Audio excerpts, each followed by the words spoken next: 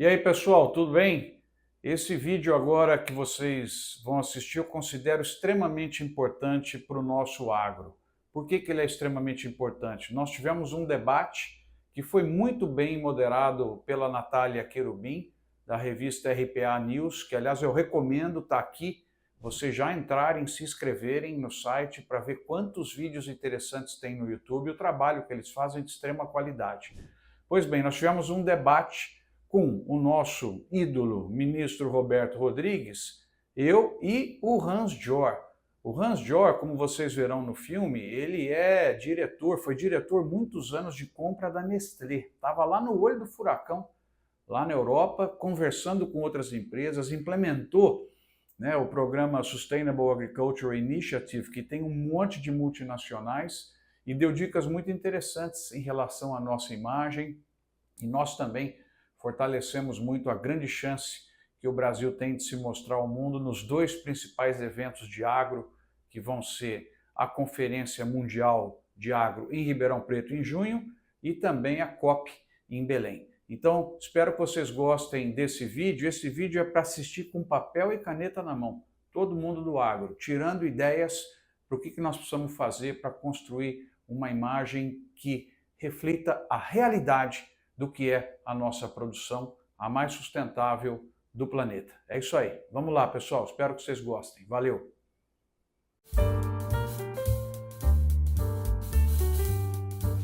Olá!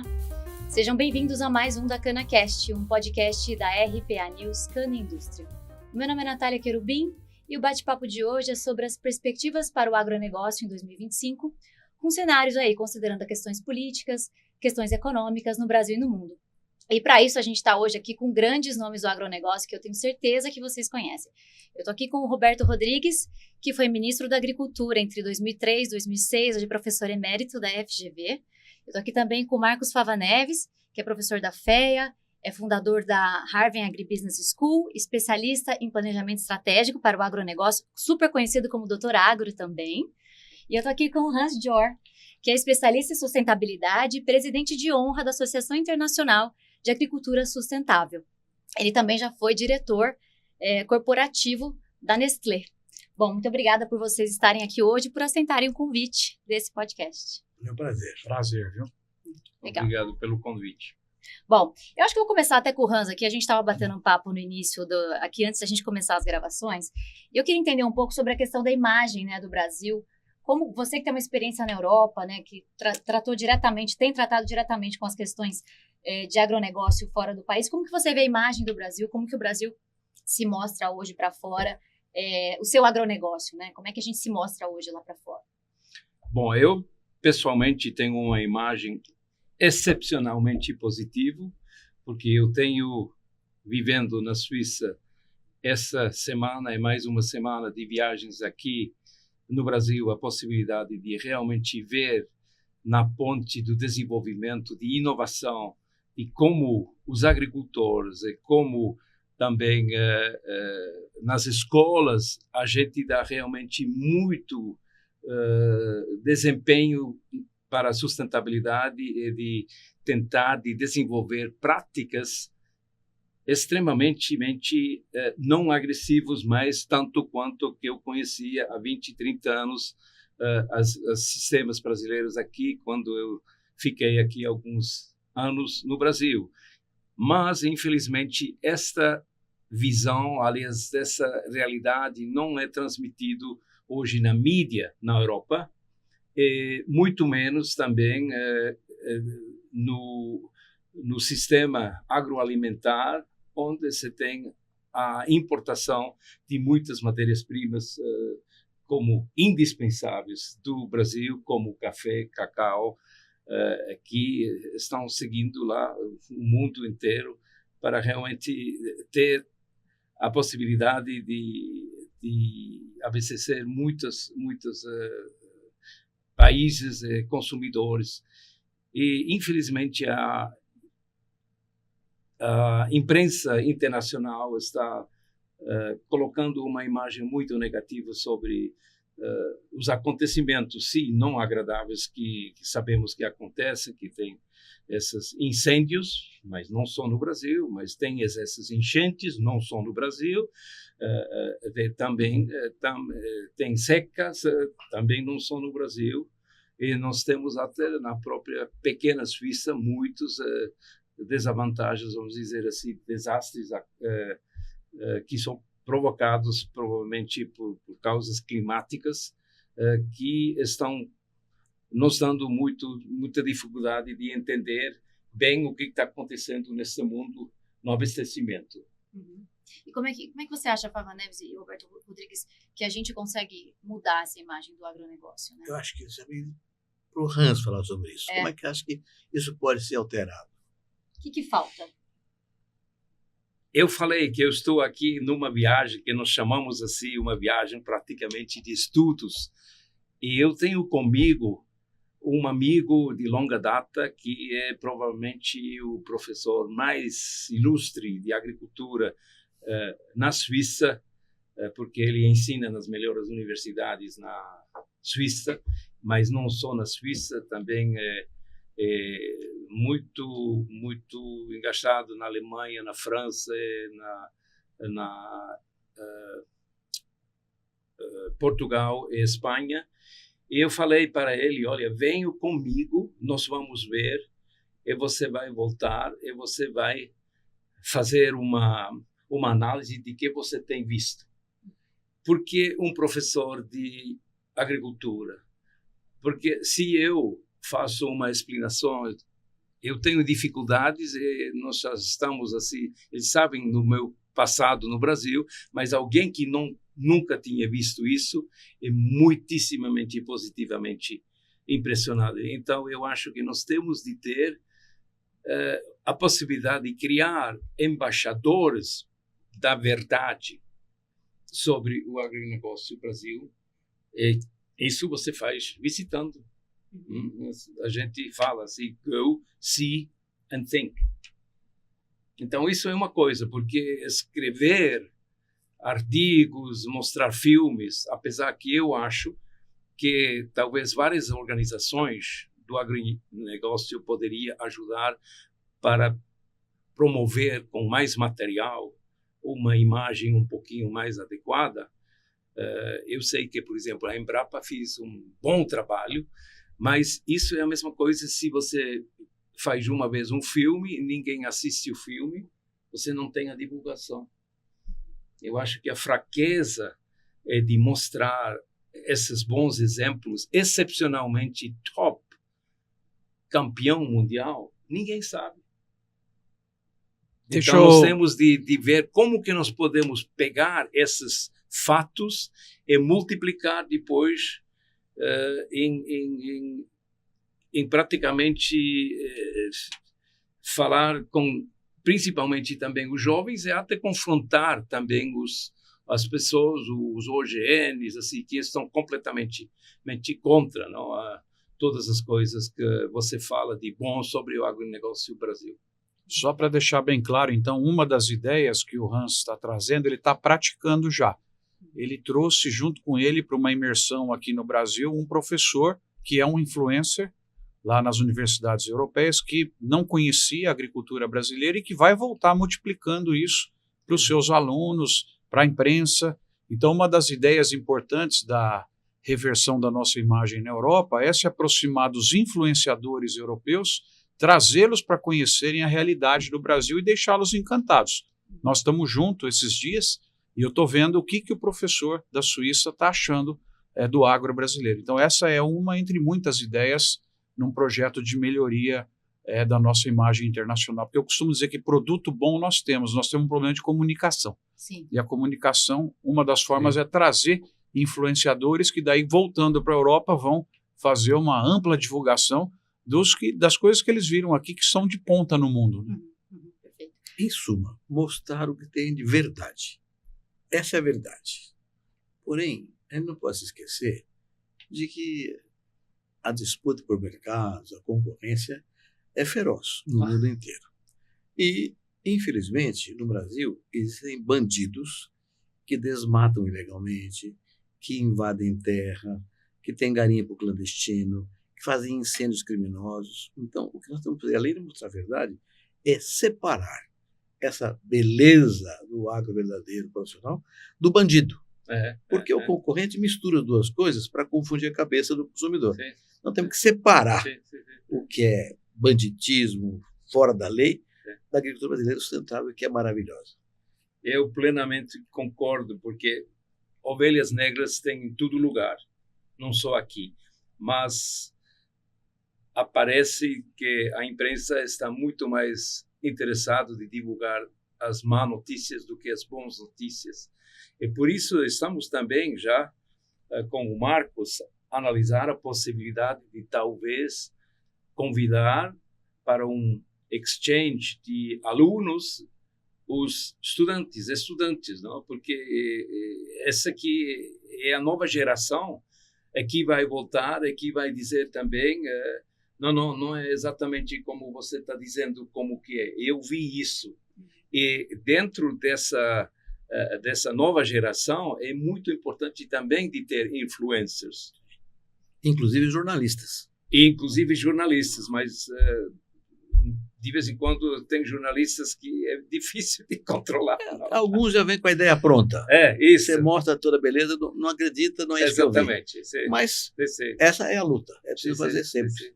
Mas desse primeiro debate, nós já temos 3 públicos-alvo, então. Os professores das universidades europeias, para virem aprender, os jornalistas, né, como o professor Roberto comentou, e acho que daí, lógico, vai ter gente que não vai valer a pena trazer para o Brasil, porque tem uma cabecinha que não muda, né, e é ideológico, e alunos. Então, fortalecer a recepção de alunos europeus aqui nas nossas universidades, para que eles possam se encantar com o Brasil e voltar e multiplicar isso perante os seus colegas, nas suas mídias sociais. Então, já são 3 públicos aí para nós atrairmos. Né? Ótimo, excelente. Em relação... Você quer falar mais alguma coisa? Sim. Então, em relação justamente a essa plataforma que você mencionou, que nós iniciamos há 22 anos atrás, a agricultura sustentável, agora nós estamos numa fase de praticamente 6 anos de rever um pouquinho e de iniciar mais um avanço em direção de agricultura regenerativa. E essa agricultura regenerativa é muito interessante porque não é mais seguir como antigamente essas certificações lá para poder entrar num determinado mercado, mas é realmente rever as condições dos solos, condições climatológicas, etc., locais. Então, eu tive a oportunidade, nesses dias, de visitar várias fazendas e ver que realmente vocês aqui no Brasil já praticam muitas coisas extremamente bem feitas, enquanto que na Europa nós falamos só. Aqui vocês praticam. E tem uma outra coisa que também é um ponto que eu quis aprender aqui, é que o uso e o crescimento de uma outra parte que é importante na produção de alimentos, na fazenda, para produtos agrícolas, é o uso de biológicos, se chama isso aqui. E eu vejo assim também... Bioinsumos. Bioinsumos, biológicos, bioinsumos. E isso é fantástico. Eu sou muito a favor disto, e não sou eu, mas a indústria alimentícia, porque queremos menos resíduos, queremos menos contaminações, e isso se pode realmente reduzir. E, ao mesmo tempo, você traz uma vantagem, um benefício extraordinário para o solo, a fertilidade do solo e a saúde do solo. E isso é o que todo mundo quer. Inclusive, tem E economicamente. E economicamente, exatamente. Então, isso é uma maneira de ajudar muito mais ao agricultor, ao produtor, que tem tudo hoje, o risco também de return on investment, de dinheiro. E isso é uma coisa que, por exemplo, Assim, você pode discutir depois com outras pessoas nas indústrias e dizer, olha, quem é responsável por uma marca vai comprar agora matéria-prima que é produzido dentro do regime de agricultura regenerativa e que tem um valor superior, porque não é só o valor nutritivo, o valor não sei o quê, porque tem um impacto. Até nós vimos isso na cana, por exemplo, em soja, positivo sobre a produtividade. O que você quer mais do que isso, de realmente ter essa remuneração depois na fazenda e não só no final da cadeia. E isso agrada também os consumidores na Europa. Então, mais uma vez, na Europa se fala muito sobre agricultura regenerativa, mas eu tenho não só a impressão, mas tenho a convicção de que vocês têm aqui coisas que são ineditamente à frente de todo mundo. Por quê? Porque a legislação na Europa, em vários países, principalmente na Suíça, é tão rígido para a inovação que nós precisamos, por exemplo, para ter uma registração, um registro, né? Um registro de poder chegar 6, 7, 8 anos. E aqui você faz isso em 1 ano, ou talvez em 2 anos. E depois todo mundo diz, não, então isso custa muito mais. Quer dizer que essa situação da política agrícola também de Bruxelas é um absurdo e mata a inovação. E aqui... Burocrata que não conhece a verdade. Sim. Mas se você abre esse leque, se você tem liberdade de pesquisar e de iniciar, provar, assim, que vocês têm aqui ainda, é fantástico. Nós não podemos fazer isto porque nós temos tudo uma situação de leis, de restrições pela lei. Né? E depois tem uma outra coisa que também uma coisa extremamente absurda, essa aqui é a crise dos subsídios, né? Que não ajuda também a agricultura e que também não ajuda a transformar de uma agricultura tradicional, convencional, em direção dessa agricultura de práticas regenerativas. Então, nós realmente temos de moldar todo o quadro agrícola na Europa. E todo mundo sabe disso, só que ninguém sabe onde começar. Mas eu sei que eu vou começar com os bons exemplos do Brasil. Que bom. Que bom. Só um comentário, Natália. Estou aqui ao meu lado com o meu professor, meu ídolo, né, Roberto Rodrigues. Acho que nós temos uma característica em comum, que é perguntar e escutar para as pessoas. Eu costumo sempre falar que quem manda é a demanda. Não adianta você brigar, quem manda é a demanda.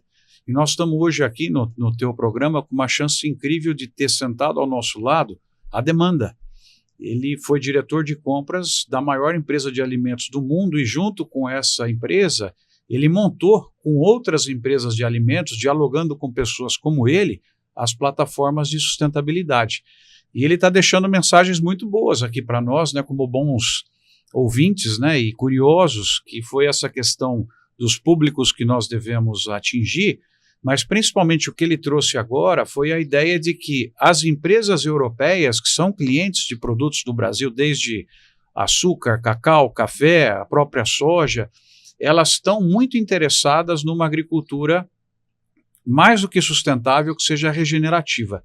E acho que uma diferença muito grande, nós que trabalhamos muito com os conceitos de sustentabilidade, o ESG, né, o pilar econômico, ambiental e social e de governança, né, muitas vezes você vê que o agricultor tem receio disso por conta de que ele pode perder margens ao adotar muitas dos receituários que estão lá colocados.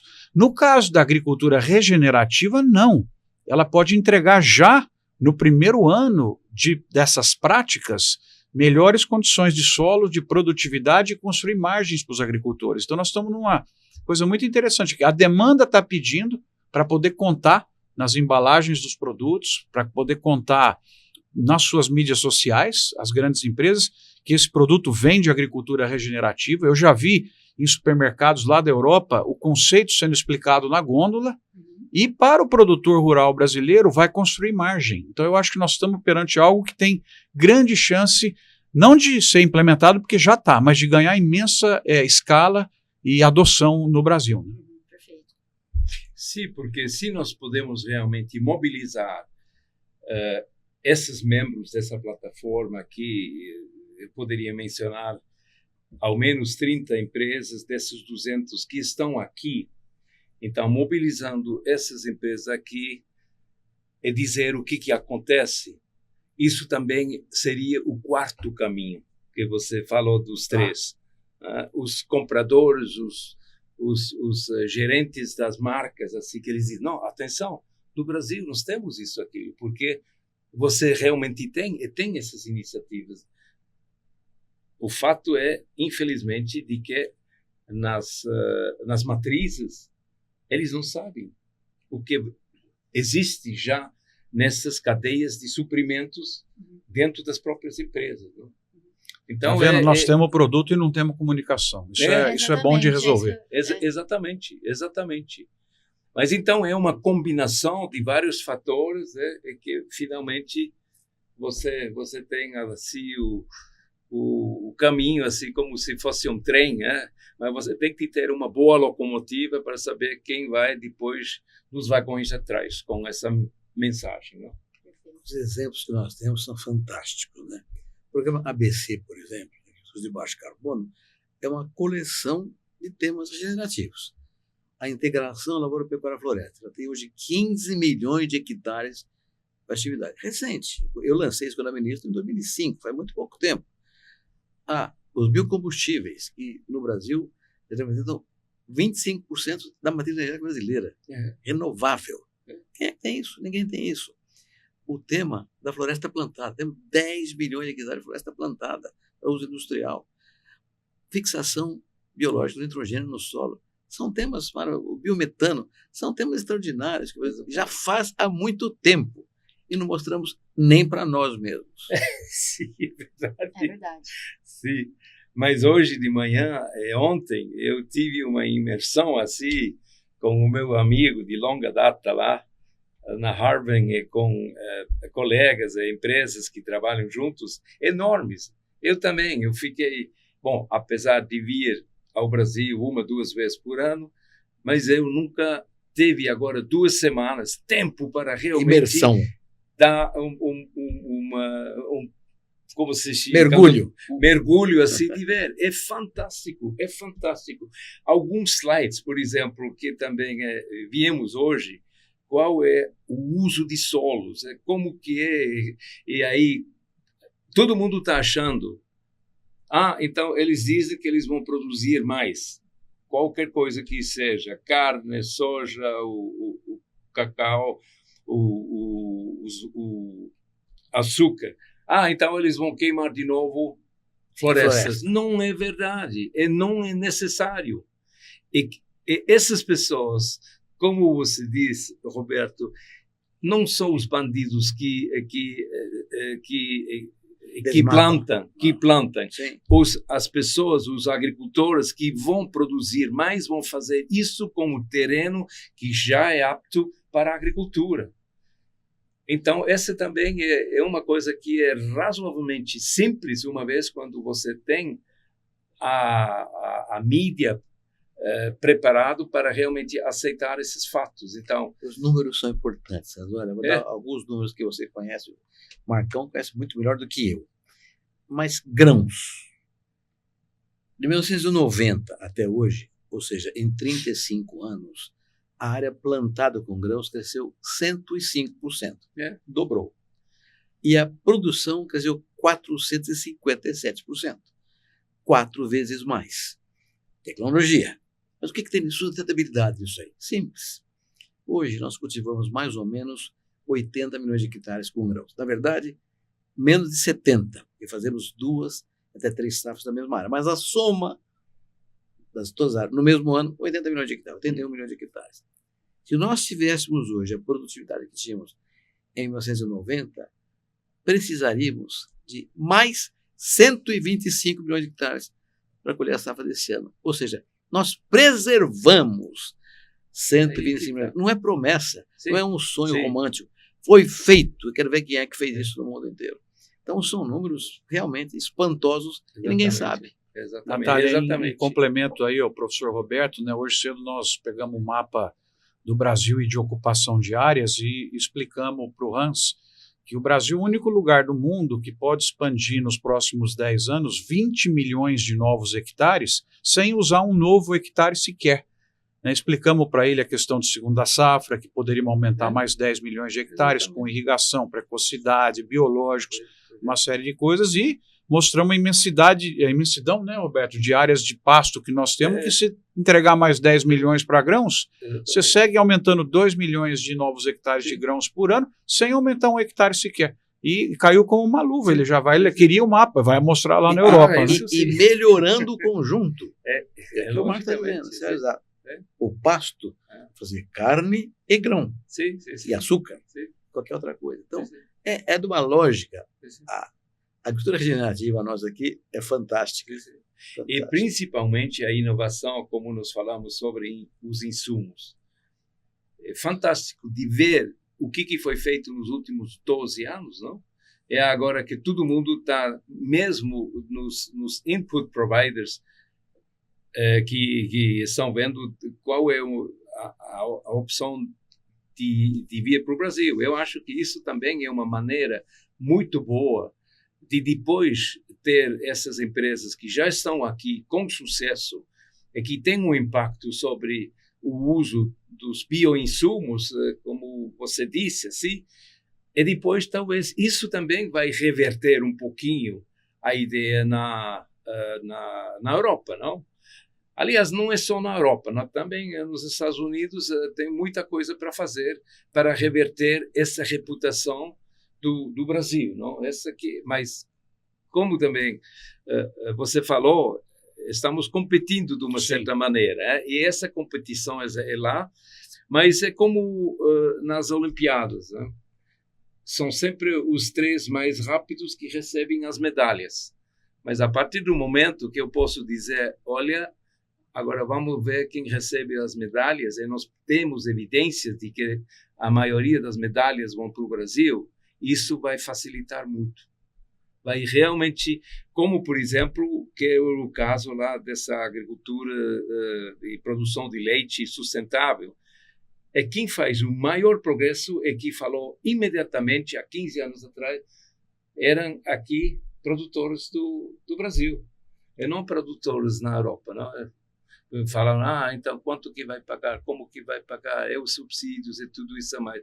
Mas nós fomos criando muitos produtores com políticas erradas, e principalmente políticas de subsídios errados. Eu não vou dizer que nós não precisamos, sim precisamos, mas nós temos de calibrar muito mais a política e a ajuda, porque nós temos uma outra coisa também na Europa que talvez poderia ser um problema também aqui, que é de mobilizar a próxima geração, os jovens, de ficar no campo, e de ganhar uma vida digna e de ganhar realmente um bom dinheiro também, com infraestrutura social necessário.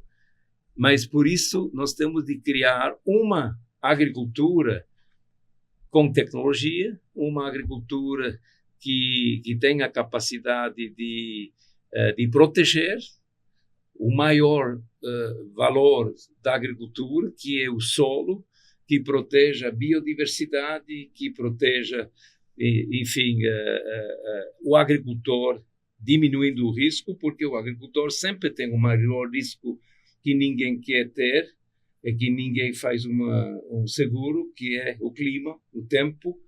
E mais a mais, nós vemos, se nós não temos isso garantido, a chamada food security, a segurança alimentar em muitos países, hoje, não só na Europa, está no declínio.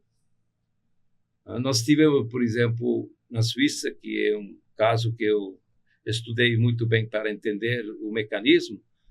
Há poucos anos atrás, nós tivemos quase 60% de abastecimento garantido, 40% de importação.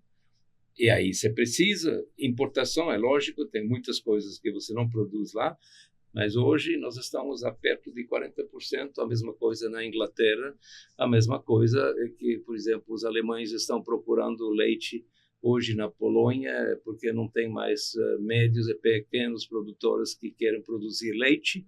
Então, tudo isso é algo que, inclusive com a migração, que é em um patamar que é muito difícil de organizar, e se você não tem, finalmente, não só a qualidade dos alimentos, mas a affordability, como se chama isso? Disponibilidade. Disponibilidade e o poder aquisitivo, nós vamos ter até problemas daqui para frente muito, muito graves. Não?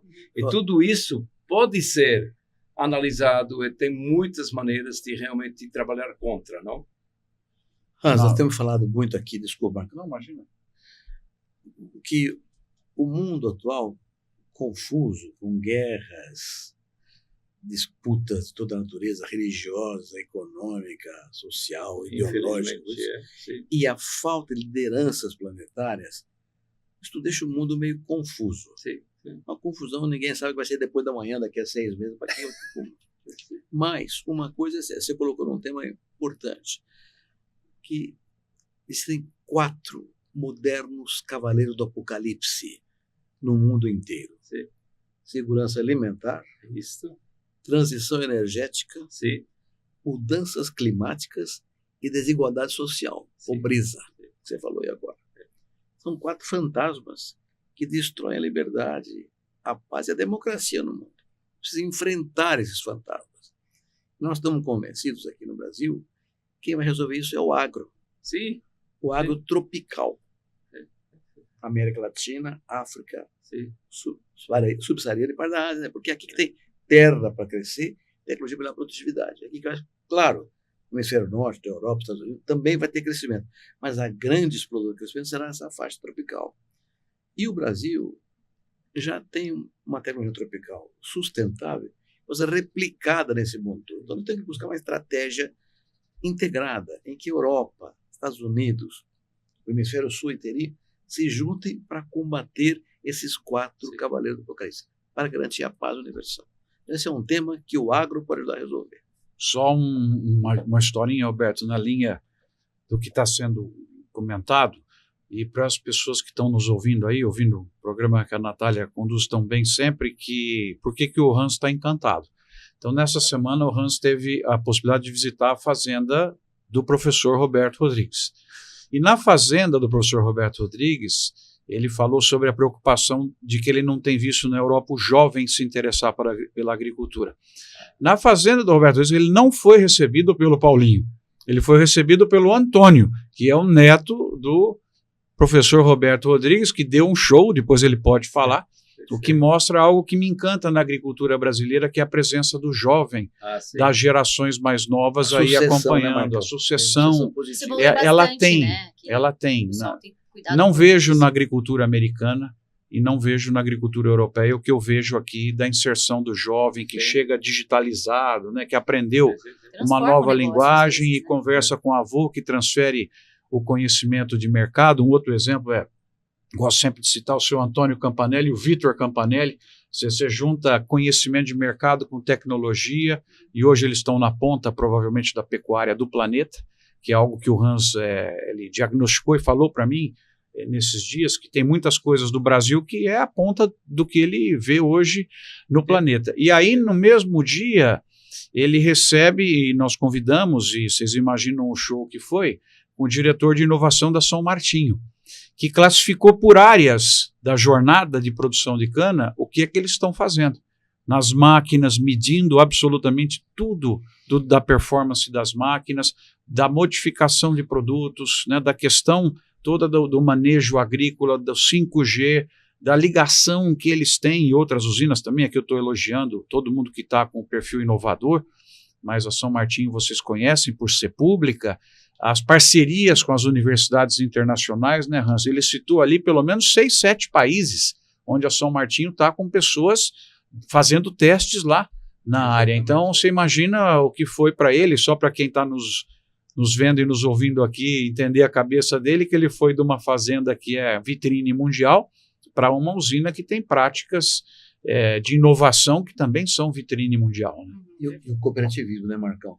Importante, que a Nath conhece muito bem. O cooperativismo é outro fator importante para difusão da tecnologia moderna. Sim. Então, o brasileiro tem crescido muito nos últimos anos, da minha maneira, muito espetacular.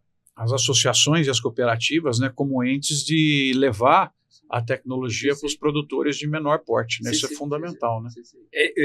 Fundamentalmente, é justamente de que a transformação de práticas é muito mais fácil entre os jovens do que os mais velhos, como eu. Quer dizer que a adaptação, quando você não tem sucessão numa fazenda ou num negócio, é praticamente zero. Lenta, depois, muito lenta. É, né? muito lento. E nós não temos jovens mais, bastante jovens, para realmente continuar em várias regiões. Na Europa, você tem na Espanha, no Portugal, você tem áreas enormes onde você só tem vilarejos lá com gente 60, 80 anos, e mais do que 80% da população é lá e não tem o uso adequado também com a agricultura por causa, mais uma vez que eu estou dizendo, que esses subsídios criaram uma crise, não? Porque a politicagem não era bom para realmente manter um certo nível de criar novos empregos, porque se você não tem a capacidade de gerar empregos, isso quer dizer que você não pode remunerar bastante, e você depois também vai perder tudo, a infraestrutura social, a atratividade de viver no campo é ruim. Mas você não precisa de ficar no Portugal, você vai para Alemanha, você vai para França, você tem o mesmo fenômeno, não? Então, eu acho que de ter agricultores jovens que são reconhecidos e que fazem essa transformação é sine qua non um must. Mas se você tem a população urbana que está dizendo para você, você está poluindo, você está tudo destruindo, e você não agrega nada para a nossa sociedade, o que eu vejo é que, mesmo na Suíça, nós não temos mais os jovens que dizem, eu vou continuar, eu vou talvez estudar, vou ser um advogado, uma médica, uma coisa. Então, aí também estão faltando, obviamente, muita mão de obra, muita mão de obra na própria produção. Isso também você tem claramente distinto. A África, como você disse, eu concordo plenamente. A África pode se autonutrir. Isso não é uma ilusão, isso é uma causa possível. Mas também a Europa, os Estados Unidos, nós não estamos ajudando a fazer isso. Bom, eu queria fazer uma pergunta agora para o Fava Neves, acho que um pouco para o Roberto Rodrigues também. O que vocês enxergam para esse ano? Agora, pensando no agronegócio, soja, milho, cana-de-açúcar, qual que é o cenário que vocês enxergam para o Brasil? E aí a gente considerando, eu sei que muita coisa vai mudar nas próximas semanas, mas considerando a questão de câmbio, né, alta taxa de juros para investimento, o que vocês estão esperando para esse ano? Quais são os desafios do agro, né? Bem rapidinho, para esse ano, então, para o curto prazo, eu acho que em termos de preço, quem está na chamada soft commodities, né, que é o café, cacau, a laranja, né, acho que papel e celulose, todos esses estão com garantias de bons preços e produções talvez em alguma recuperação. Algodão também um cenário razoavelmente bom. Aonde que está mais complicado por causa do aumento da produção nos grãos, principalmente na soja e no milho. Mas aí nós estamos tendo um benefício que é um empurrão cambial, que o americano não está tendo, né? Eu tive lá durante a safra e a reclamação deles, estão perdendo dinheiro com esse preço de soja e de milho. E nós estamos tendo esse empurrão cambial, agora tivemos benefício de ver que a safra deles é um pouco menor do que eles estavam achando, então deu um refresco aí de preços também.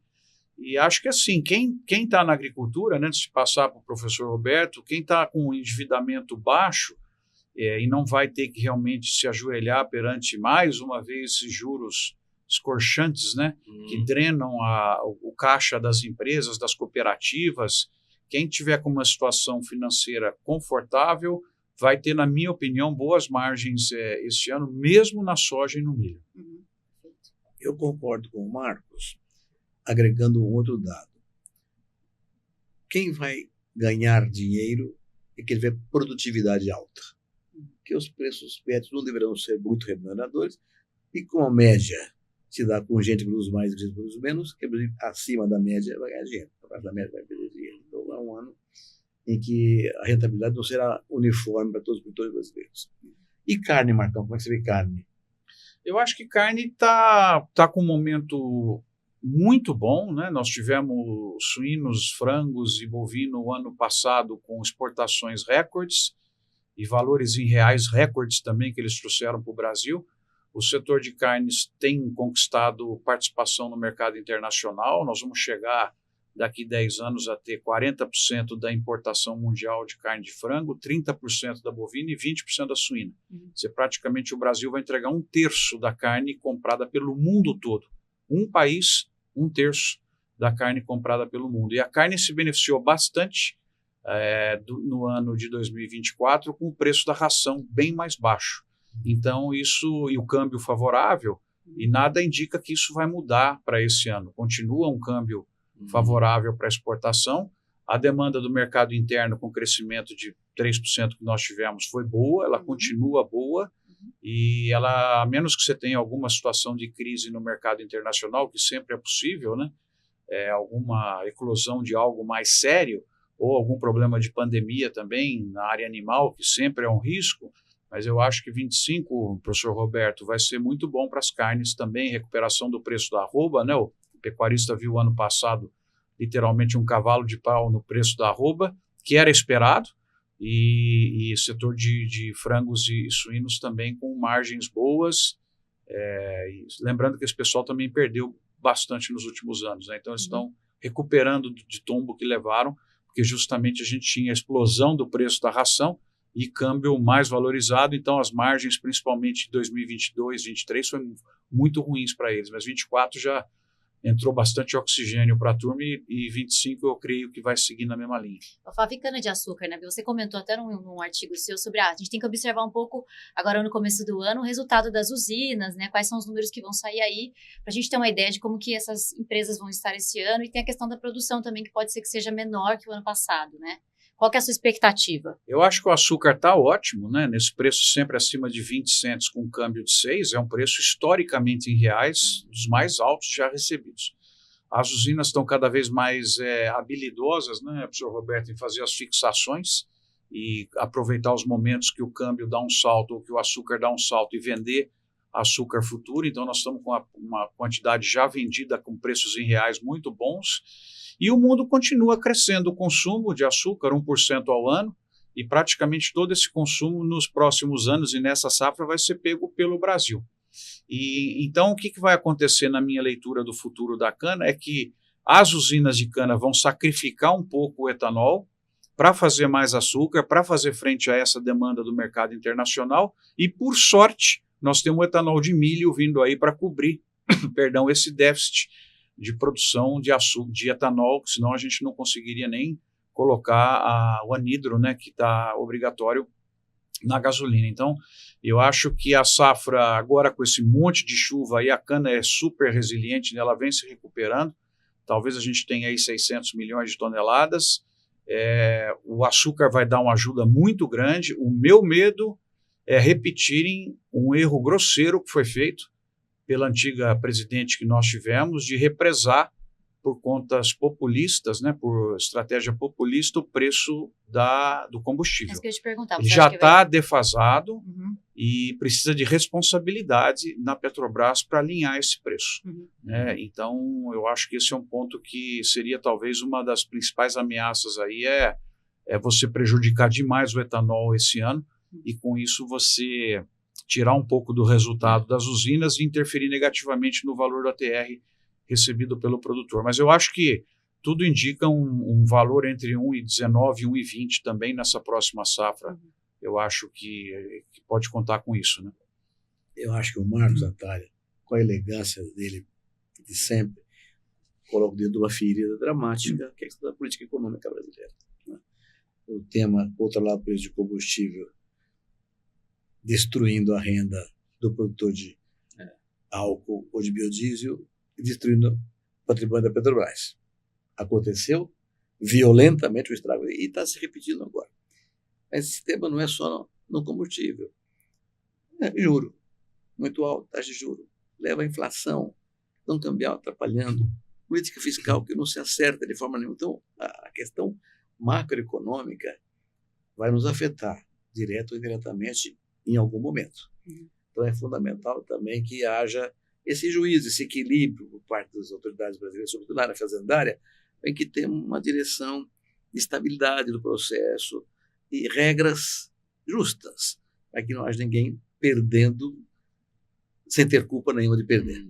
Então, acho que é muito relevante considerar que a política econômica tem que ser olhada como um critério que afeta o agro, como afeta os outros setores da economia também. Perfeito. Isso é relevante. E aí, se você me permite, você não perguntou nada, mas eu não sei quanto tempo nós temos de programa ainda, então... Não, pode continuar. Podemos continuar um pouquinho? Com certeza. Porque eu gostaria muito de conversar com o Marcos e com o Hans também, até o da COP30, que acontece esse tema estava na pauta, Acontece em novembro desse ano em Belém do Pará.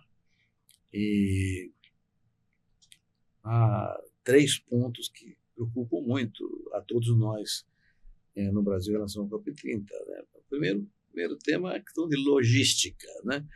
Até hoje não se sabe se tem apartamento para todo mundo, se vai ter restaurante para todo mundo, vai ter transporte, aeroporto para todo mundo. É um negócio complicado que já gerou um encarecimento brutal dos preços das diárias dos hotéis. É um negócio inimaginável. Então, o problema da logística é complicadíssimo. O governador está lutando para melhorar essas questões, faltam menos de 10 meses.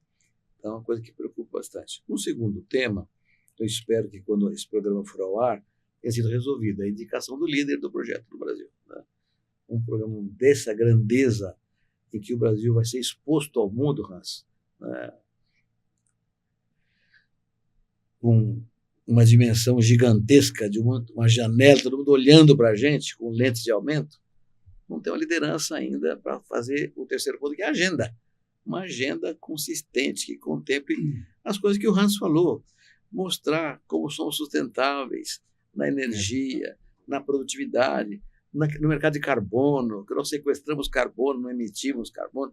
Então, essas coisas têm que ser mostradas com muita competência técnica. Então, o envolvimento das instituições e uma coordenação entre todas, para que não haja gente atirando cada um para um lado diferente, que haja uma harmonia de discussões, de interesses, inclusive evitando o que infelizmente se repete em outras COPs, brasileiro falando mal do Brasil, aqui dentro, lá fora. Tem que haver uma ação muito consistente de articulação e coordenação para ter uma oportunidade, é uma oportunidade histórica para o Brasil mostrar a verdade. Não é uma COP da floresta, não é uma COP é uma COP de sistema de produção, de transição energética, de mercado de carbono para o mundo inteiro. E o Brasil pode mostrar, se tiver competência, que é uma solução para tudo isso e não um problema.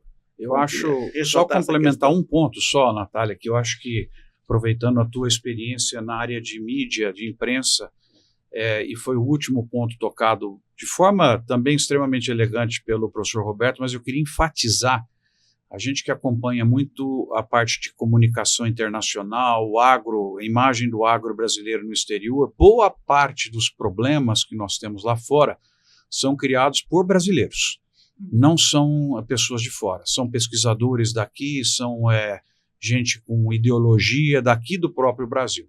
Então eu acho que nós temos que entender a COP lá em Belém como uma festa de casamento. Nós vamos receber um monte de convidados e não é para garçom falar mal da comida, não é para o porteiro criar problema. Então os problemas que o Brasil tem devem ser resolvidos internamente antes da COP. E nós devemos ter tolerância zero contra brasileiros falando mal do Brasil durante a festa de casamento, durante a COP. Porque Gostei normalmente demais. o Gostei problema é Casamento esse. do Brasil com o mundo, é isso aí. É isso Pô, aí, Marcão. nós estamos fazendo a festa de casamento para o planeta. Não é para garçom, para todo mundo que estiver lá fazendo acontecer a COP, destruir a imagem do próprio país. Resolve essas coisas antes, mas quando estiver lá é para vender a imagem que o Roberto há décadas prega. É o entregador de paz do planeta, é quem faz a comida mais sustentável do planeta, é quem tem os melhores indicadores ambientais do planeta. A matemática é do Brasil. Você pode pedir para esse suíço aí confirmar. Não sou eu que estou falando, não.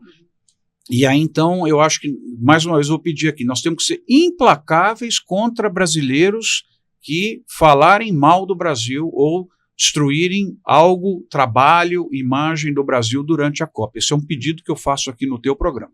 E nesse sentido tem... Pode falar, Hans. por favor. Sem dúvida, isso é uma oportunidade que eu nem pensei, porque eu acompanhei um pouquinho os últimos 2, 3 copos e eu não fiquei impressionado de jeito nenhum.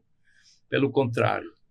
E essa seria realmente uma janela para mostrar o que é de verdade o Brasil.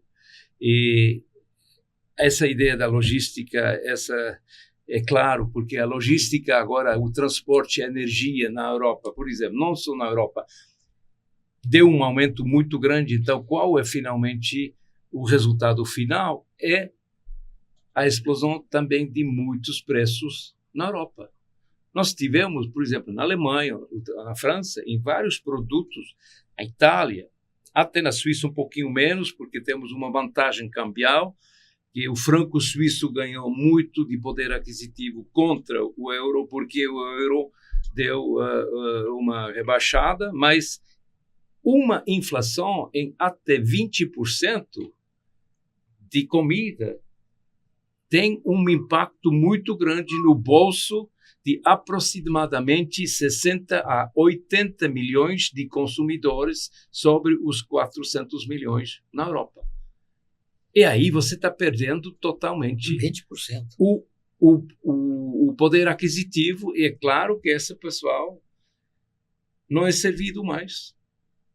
E a margem não é lá para a indústria, muito menos a margem está lá, quer dizer que o comércio, obviamente, tem uma variação muito grande, mas, como você disse, que essa variação, nós queremos de ter menos variações, é o maior reconhecimento do consumidor final pelo bom trabalho que seja feito pelo agricultor, que ele seja aqui no Brasil, que seja onde que for, mas que realmente a transformação da agricultura, que todo mundo quer nessas copas, por exemplo, não ter mais vacas lá por causa das emissões de gás carbônicos, o não arar os solos porque é melhor de ter captação de CO2. Então, por isso aqui, todo mundo tem que saber isso. É só possível se nós podemos realmente transformar a agricultura. E quem faz essa transformação, que vai ter até lá muitos exemplos extraordinários. Esse nós temos de fazer realmente nessa Copa. Isso é uma muito boa ideia, porque são essas que são os maiores contra o Brasil também. Mas são essas que são os distribuidores de má notícias também que estão lá. Então, eu acho que é uma fantástica ideia, doutor Roberto, de realmente de ver também com os responsáveis do governo brasileiro aqui, de realmente ter uma liderança que chegue com um plano muito claro e com um plano de comunicação extraordinário da verdade. O que é o Brasil, é o agribusiness Brasil.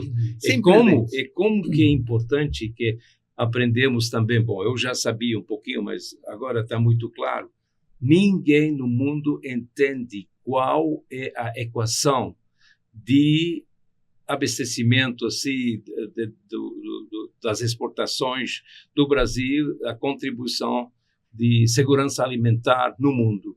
E energética. E energético, exatamente.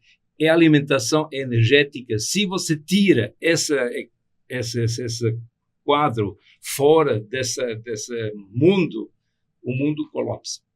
Nós vamos entrar num colapso. 1 bilhão, lembra que você me falou? 1,2 bilhões. O agribusiness brasileiro, dos meus conhecimentos, nós temos a capacidade, a partir do Brasil, de dar comida para 1,2 bilhões de pessoas nesse mundo.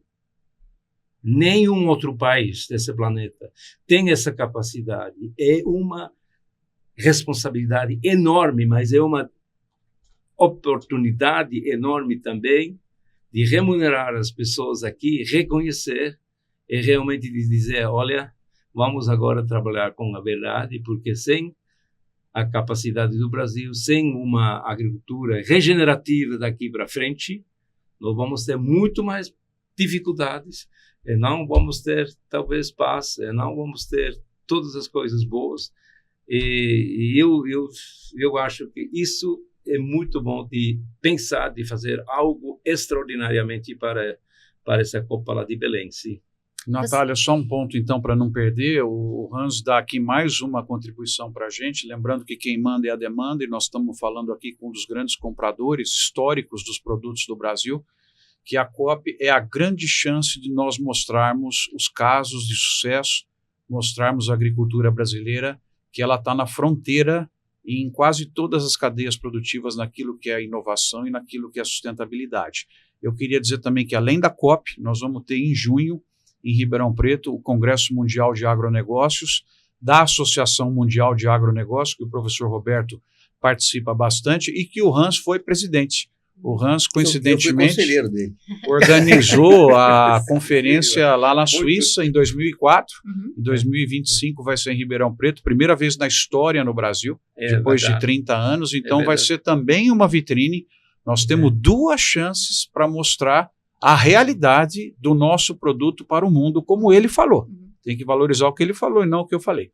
Nós temos junho e temos a COP. Tomara que aqui dentro não estraguem essas duas chances que o Brasil tem de mostrar a realidade para o mundo e o mundo vê que é o produtor de comida mais sustentável, como o Hans falou, 1,2 bilhão de pessoas. Qualquer problema de abastecimento que o Brasil possa ter, né, Hans, para entregar a comida, você cria problema de estabilidade desses países que são compradores do Brasil. Árabes, africanos, asiáticos. Se eles ficarem sem a produção brasileira, como é que faz a gôndola do supermercado nesses países, né? Sim. Acho que essa reunião vai ser o grande ensaio para a COP. Ribeirão Preto ser o teatro preparatório da COP. É verdade. Eu até queria te perguntar como que as entidades do agronegócio, como que você está vendo nos bastidores a movimentação para que realmente o agro tenha espaço, por exemplo, o setor canavieiro consiga também levar a questão do etanol, né, como combustível sustentável, mostrar isso para o mundo, voltar a mostrar isso para o mundo, né, porque já não é muita novidade mais, mas como é que você vê essa articulação? Está todo mundo preocupado, viu, Natália? Todo mundo preocupado, todo mundo olhando isso. A virada do ano, então, janeiro virou uma meta, todo mundo, COP 30, é a palavra da vez aí. O que me preocupa não é que todo mundo esteja preocupado, é que cada um diga uma coisa. Então, é fundamental que haja uma grande articulação. Nós, inclusive, já conversamos com o próprio ministro da Agricultura, que a COP tem dois lados. Tem o lado oficial, que os governos apresentam suas discussões, e tem um lado paralelo, que também resulta em acordos de governo. Por exemplo, em Azerbaijão, a grande assinatura da área energética, né? E financiamento. Então, são discussões de dois tipos, oficiais e privadas, que se misturam, né? Então, nós temos que ter uma articulação para que o governo, tem o Ministério do Meio Ambiente, tem o Ministério do Desenvolvimento Agrário, tem a Agricultura, tem a Casa Civil, tem a Fazenda, tem o Itamaraty. Cada ministério tem uma visão própria do projeto. É preciso que haja uma grande articulação para que, no que diz respeito ao agro, haja uma unidade de representação para a parte governamental. E a parte privada, idem. Nós temos o IPA, por exemplo, que junta está de classe toda, e a ideia é que o IPA seja um grande articulador também, uma discussão para o lado privado, e todo mundo diga a mesma coisa. Enfatizando aquilo que o Marcos sublinhou aqui agora. Não vamos deixar ninguém falar mal do Brasil. Brasileiro, não. Sim, ao menos Acho que brasileiro não.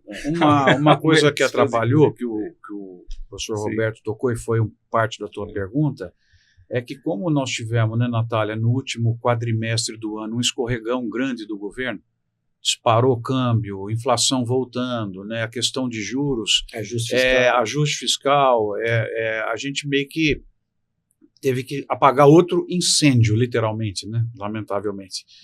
E então, por isso que nós precisamos, da parte do governo, um trabalho de extrema seriedade com um plano fiscal que seja com credibilidade para que essa moeda volte para o patamar que ela estava, para que a inflação volte a cair e nós tenhamos aí, a partir de maio, junho, um ambiente mais estável, né? Porque nós não podemos também ir para o evento de Ribeirão Preto e o evento de Belém, que são os dois grandes eventos que o agro terá esse ano, com uma situação de instabilidade econômica e política.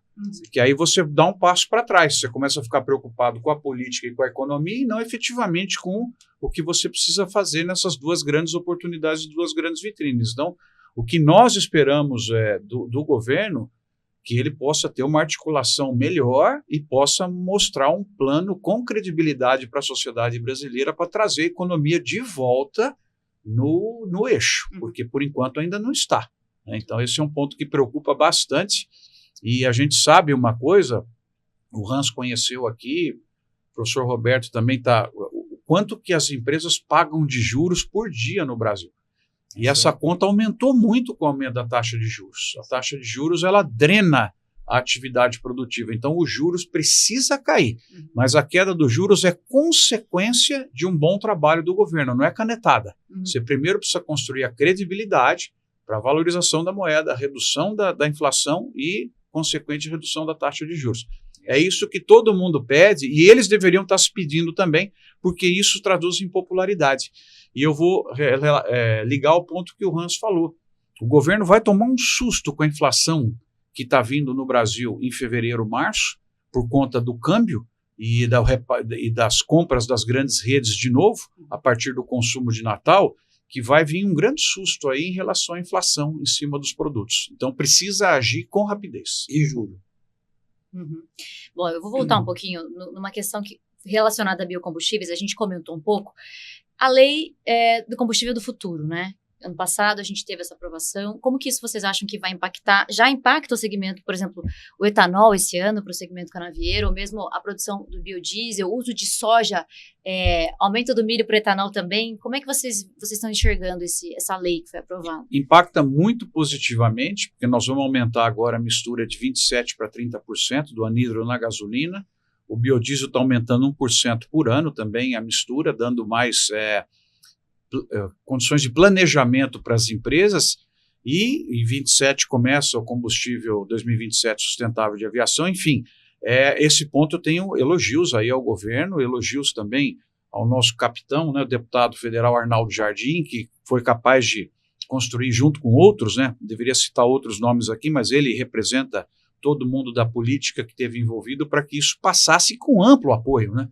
Foi uma das maiores votações que nós tivemos nas casas legislativas do Brasil, foi isso, porque ninguém é contra. Isso aí gera emprego, empodera o país, gera sustentabilidade e os resultados já estão aparecendo. Os testes sendo feitos, né, para a mistura aumentar para 30%, isso cria mais 1 bilhão e meio de litros aí de mercado e favorece o preço do açúcar. Enfim, para o Brasil é ganha, tudo quanto é lado.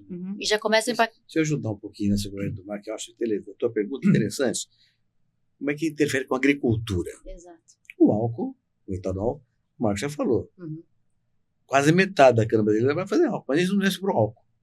Não teríamos 10 milhões de hectares de cana que temos hoje. Seria metade disso aí. Então, é óbvio que o programa do biocombustível tem uma vantagem por agricultura direta na veia. Soja, biodiesel. O biodiesel, 69% do biodiesel vem de origem de óleo de soja. Então, os dados mostram que no ano passado, por exemplo, a soja que gerou o biodiesel, que deu óleo depois virou biodiesel, foi 25% da produção brasileira. Mais de 30 milhões de toneladas. Com 13% na mistura, que é o que o Marcos falou. Vamos chegar a 20% até 2030. Se com 13% você gasta 33, 34, 35 milhões de toneladas de soja para fazer biodiesel, imagina com 20%. Então, você está dando uma injeção na agricultura vigorosa. É uma alternativa para o produtor rural que não fica dependendo só da China comprar. Você tem uma alternativa com biodiesel que é espetacular. Então, os biocombustíveis têm uma vantagem para a cadeia produtiva como um todo, para a agricultura, para a indústria de transformação, para o meio ambiente e para a saúde pública, porque a redução de emissões, etanol é 11% da emissão de CO2 que o gasolina tem, biodiesel é 20%. Então, é uma vantagem para o Brasil extraordinária e que pode ser replicado no mundo tropical inteirinho. E nós dois esquecemos de citar também o etanol de milho, que tem sido mas algo... ela falou, não esqueceu.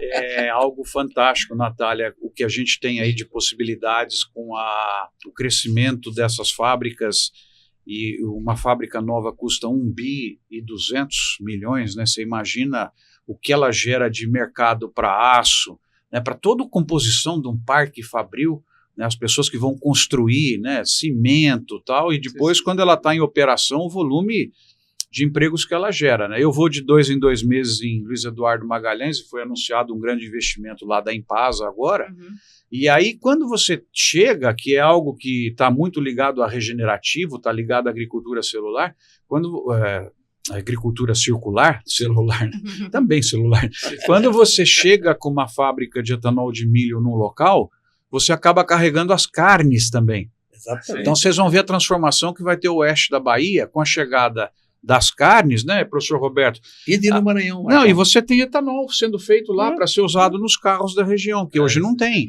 Então você não precisa mais trazer gasolina de longe, você usa o próprio etanol, não traz mais gasolina, diminui até o diesel usado pela competitividade do etanol, gera o DDG a partir do processamento do milho, aí você tem a produção animal que come o DDG, o animal faz os dejetos todos, gera biogás, gera biometano e gera fertilizante para o milho, para o sorgo. Lá vai ser usado bastante o sorgo e para a própria cana. Então, esse modelo é um modelo que, quando você conta para uma pessoa como o Hans, por exemplo, fala, pô, que coisa bacana isso, né? Você integra carne com energia, com tudo isso aí, agregando valor e gerando emprego. Porque, afinal de contas, por que a gente gosta do agro? Porque a gente gosta de ser social. E o agro que gera emprego no Brasil. Nós fizemos ontem, visitando uma usina perto de Araras, fazendo uma conta sobre qual é o footprint, como se chama isso em português? A gente fala footprint aqui. Footprint. A pegada de carbono, por exemplo, sobre 1 hectare de cana-de-açúcar ou 1 hectare de beterrabas na Suíça. E se você faz essa comparação, você, na Suíça e na Europa, com a beterraba, você só tem açúcar. E, além disso, você não tem mais nada. Talvez você tenha um pouquinho de foragem depois para o gado. Mas aqui você tem açúcar, você tem etanol, depois você tem bagaço, você tem tudo isso, aquilo. Eletricidade. Ração. Com a ração. Quer dizer que a multidão que você tem de 1 hectare disso aqui supera totalmente a situação da Europa. E o próprio professor, que é muito, assim, ele fala, puxa vida, temos de repensar também como que nós estamos analisando isso aqui. Ninguém sabe esses fatos também, porque você tem que chegar também com essas pessoas lá que querem tudo cientificamente comprovado, mas tem muita coisa que hoje nós não podemos cientificamente comprovar e medir, apesar de que nós temos de fazer um avanço nessa medo. E nós estamos fazendo isso, vocês estão praticando isso já. Então, esse tema seu é importantíssimo. Fala-se muito no metano do gado. Mas nós temos trabalho feito pela Embrapa e já funcionando no setor privado para valer, em que um pasto bem feito sequestra mais gás de efeito estufa do que o gado emite. Sim. É muito melhor. Sim. É carbono zero. Porque o pasto absorve. Você sabe que tem estudos claramente definindo de que por causa de animais que circulam na África, que você tem essa biodiversidade, que você tem, Amanda, se nós não tivéssemos, como se chama isso, os animais que, como vacas, que mamíferos. Aham. Se não tivéssemos mamíferos e coisas assim, a África seria talvez um deserto inteiro. Quer dizer que dentro da agricultura regenerativa, animais, dependendo de como que você usa animais, é um passo para frente para realmente manter o ecossistema, não? E você tem Melhorar isso aqui. o ecossistema. Sim, Melhora. melhorar o ecossistema, exatamente, não? Sem dúvida. Então, mas isso infelizmente não está sendo comunicado adequadamente, mas eu acho que vocês detectaram duas maneiras extraordinariamente bem de como e quando se deve comunicar, e aí, bem preparado, você pode entrar nessa conversa, mas eu acho que, como vocês disseram, tem que ter uma coordenação e você tem que ter o governo junto, mas a indústria aqui também. Sim. Tem que ter uma frente assim, da iniciativa privada, como também uma frente, claramente, de alinhar finalmente a comunicação, que não seja completamente distorto, não, de a outra coisa. Mas e isso começa com cases. Né?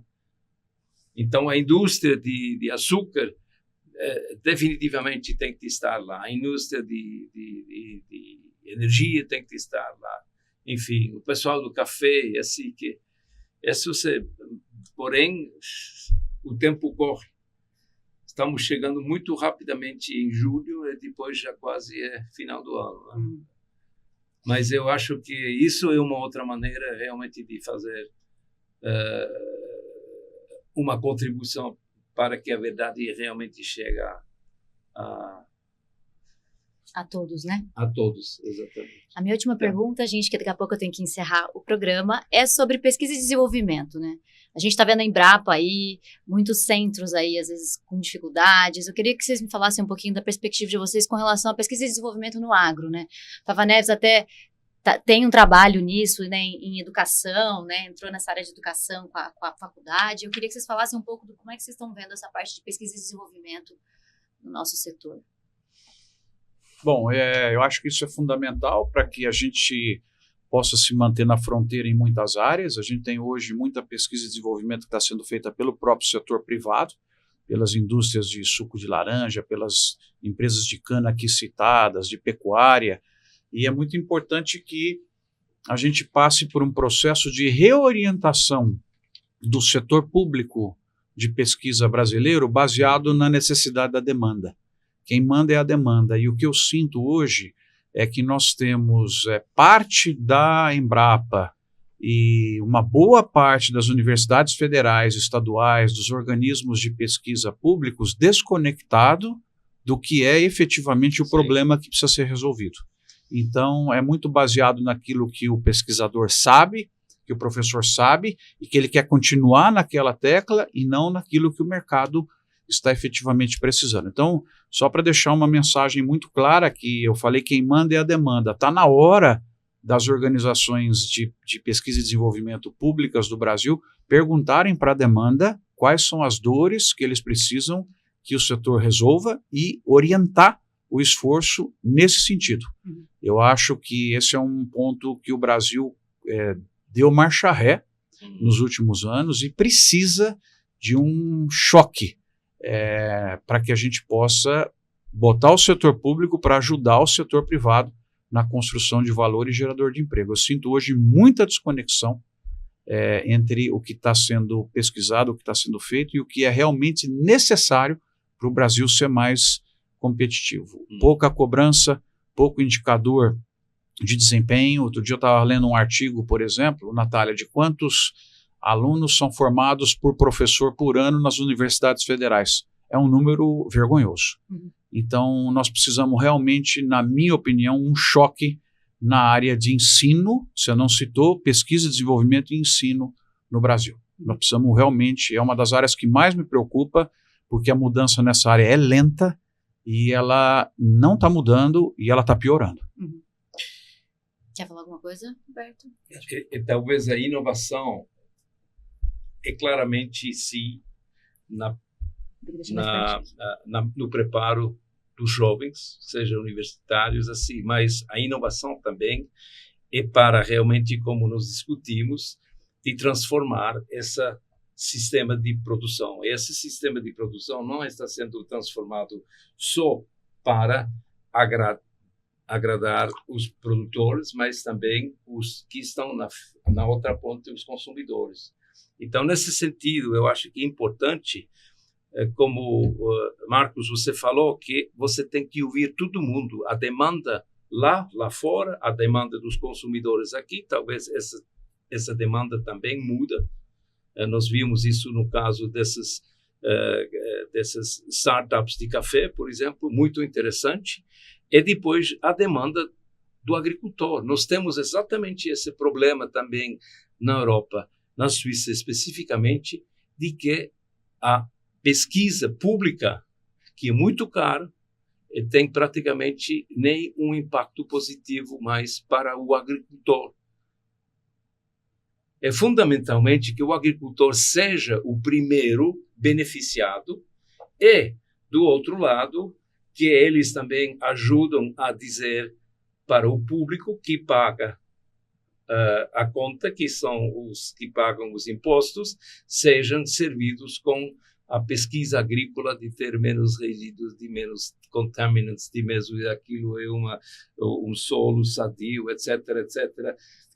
E lá nós estamos com uma falha muito grande, não só na Europa, eu vejo isso na Ásia também, mas eu tenho uma esperança muito grande, e é justamente a iniciativa privada. Porque a iniciativa privada também fez aqui o agribusiness acontecer no Brasil. E isso é um outro exemplo de dizer, olha, não vem com intervenções governamentais, porque em todos os países que nós tivemos demais intervenções governamentais, mesmo com muito dinheiro, finalmente nós não conseguimos de equilibrar a demanda com a oferta. É finalmente de equilibrar também, de tal maneira que você tem no prato uma comida de alta densidade nutricional a um preço abordável e finalmente também toda a cadeia, que seja supermercados de distribuição, logística da indústria, finalmente um agricultor que é muito propício de dizer, olha, não é só para o meu filho, mas alguém que é muito orgulhoso de dizer, não, o meu neto vai continuar. De fazer tudo e está fazendo extremamente as coisas de hoje e que está à frente de todo mundo. Isso para mim foi assim uma coisa que eu não poderia fazer o melhor elogio do que eu tenho visto. Que bom, Hans, muito obrigado. Mas, Natália, essa tua pergunta para encerrar o programa, na verdade, puxaria um outro programa inteirinho, porque eu concordo inteiramente com o que foi dito pelo Marcos e pelo Hans, e queria agregar alguma coisinha. Se você olhar o cenário brasileiro dos outros 50 anos de desenvolvimento, é espetacular. Nenhum país do mundo fez o que nós fizemos em tão pouco tempo. Nenhum país do mundo. O que fez isso? 4 fatores. Tecnologia, de longe o mais importante. Empreendedorismo cultural brasileiro. É corajoso. Saiu lá do Rio Grande do Sul, foi lá para o Mato Grosso, enfrentar Cascavel, Urutu e febre amarela, e fez o que fez lá no Centro-Oeste. Algumas políticas públicas e terra disponível. Esses 4 fatores foram a base.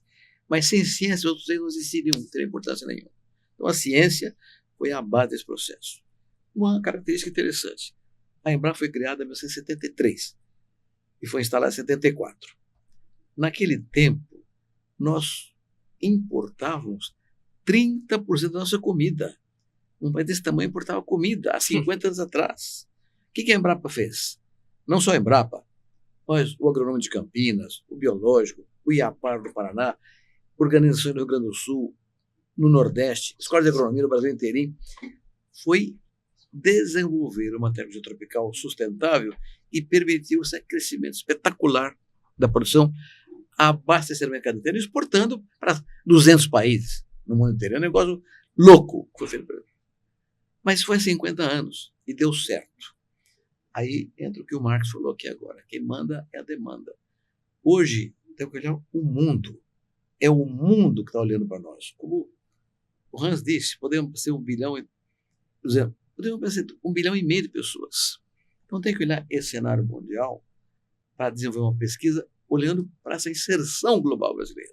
E aí, concordo que o setor privado pode ajudar muito, mas o Estado tem que estar presente também. O setor privado vai investir em cultura que tem retorno. Soja, milho, cana, que tem escala, que tem retorno. Não vai investir em beterraba, não vai investir em mandioca, vai investir em alface, tá certo? Então, o Estado tem que estar presente. E aqui é que eu faço uma dura crítica aos governos, sobretudo no estado de São Paulo. O Agronômico de Campinas foi criado por Dom Pedro II, com a sua visão de estadista, de olhar o mundo e o papel do Brasil no setor de alimentar o mundo inteiro. E os governos foram deixando esse negócio acontecer. Hoje é uma tristeza agronômica que foi o florão da ciência agrícola brasileira. Hoje está sem recursos. Pescadores ganham mal, são mal remunerados, não são reconhecidos. É uma vergonha o que acontece com o pesquisador e com a ciência brasileira. Então, vou aproveitar o teu programa e fazer um apelo aqui, que os governos olhem a ciência e a tecnologia olhando o pesquisador. Se não houver o cientista, não tem ciência. Então é preciso dar valor ao cientista. Estou muito esperançoso que o secretário de São Paulo, Guilherme Piá, e o governador Tarcísio de Freitas se comprometeram a rever esse processo da remuneração do cientista paulista e dar a ele uma remuneração consistente ou compatível com o da universidade. E, portanto, parecido com o da Embrapa também. Então, nós precisamos olhar o cientista para que a ciência avance na linha do Marcos. A demanda é que tem que ser atendida e não é a demanda do Brasil, é do mundo inteirinho. É para isso que temos que olhar agora para a ciência brasileira. Perfeito. Quer falar mais alguma coisa, Fábio? Eu quero só contar uma historinha emocionante, pode? Acho que claro. A vida é feita de pessoas, né, de amizades, de relacionamentos, e ontem à noite teve um fato bonito, que foi o seguinte: nós estamos envolvidos, o Roberto está ajudando, né, numa campanha para ajudar um taxista aqui de Ribeirão Preto, que sempre conduziu as pessoas, né, e ajuda famílias carentes que vêm para tratamentos longos no HC. Ele mantém 3 casas com o dinheiro que ele ganha, para as pessoas poderem ficar aqui, né? E o Hans, até estou emocionado, o Hans recebe o vídeo, ele recebeu esse chamado, e ele falou para mim ontem, eu queria conhecer o taxista.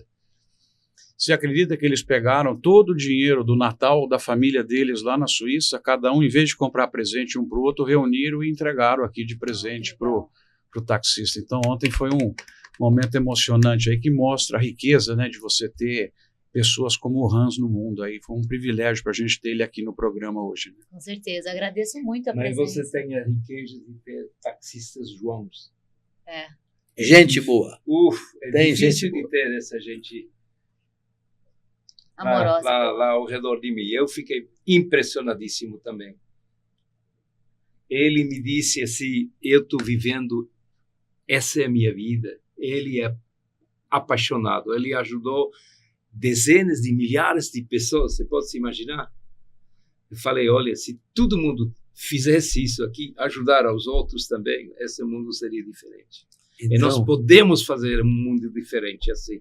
vamos ajudar os cientistas para ajudar a melhorar a produtividade É, e alimentar o mundo inteiro. exatamente. mesmo, é isso aí. mesmo. Exatamente. É Há isso aí. preços e custos abordáveis para todo mundo, porque quem tem uma barriguinha assim não vai para a guerra. Eu sempre digo, Hans, que um homem com fome é um homem bravo, Sim, mas uma mulher com um filho com fome é uma revolucionária. é verdade, sim, é bom, sim. Gente, eu queria agradecer Perfeito, muito a perfeito. presença de vocês, pelo bate-papo maravilhoso de hoje. Eu acho que eu teria 10 horas para falar com vocês se eu pudesse. Então, Mas eu vou ter que encerrar agora o programa. Eu queria agradecer a vocês. E queria agradecer a você também que acompanhou mais um bate-papo. Esse e outros episódios vão estar no nosso canal do YouTube. Acesse, inscreva-se. E para ficar por dentro das notícias do segmento canavieiro, você também pode acessar o nosso portal www.revistarpanews.com.br. Siga-nos também nas redes sociais. Muito obrigada, até a próxima.